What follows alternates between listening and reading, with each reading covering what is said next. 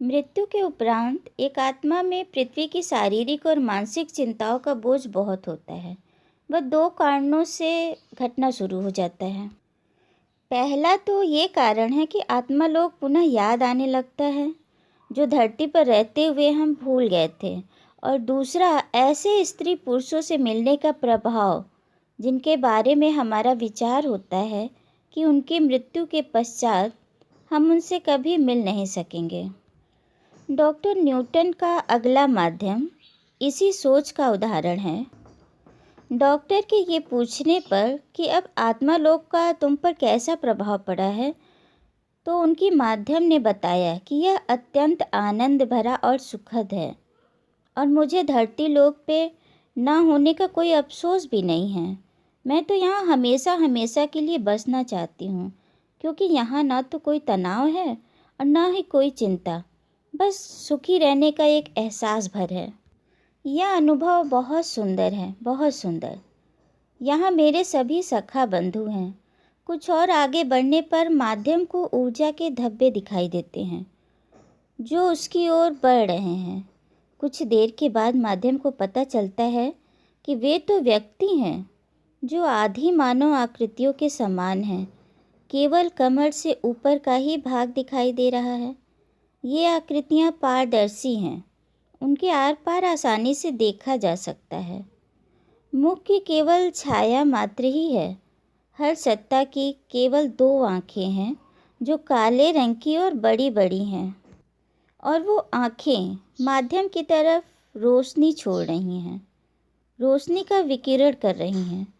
वे इन्हीं रोशनियों के जरिए माध्यम के मन में अपनी आकृतियों और अपने विचारों को भेज रहे हैं। धीरे धीरे ये आकृतियाँ व्यक्तियों में तब्दील हो जाती हैं और वो सबको पहचानना शुरू कर देती हैं। उससे मिलने उसके पूर्व जन्म के पति लैरी, गुंथेर और जिन, उसकी माँ और छोटा भाई टिम, और उसकी एक दोस्त वाइल्मा जो कि उसकी पड़ोसी भी थी, वो सब उससे मिलने आए थे। इन सब में सबसे आगे लैरी की आत्मिक सत्ता थी, उसके बाद गुंथेर और फिर जिन। इन सब से मिलने के बाद फिर उसकी नज़र उसकी माँ और फिर अपने छोटे भाई टिम पर जाती है।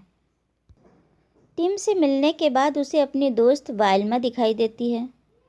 अब एक बात मैं पहले ही बता चुकी हूँ कि यह क्रम इस बात पर डिपेंड करता है कि वे एक दूसरे को कितना चाहते हैं या कितना महत्व देते हैं। पिछले वीडियो में यह बताया जा चुका है कि यह मुलाकात प्रभाव के घटते हुए क्रम में होती है।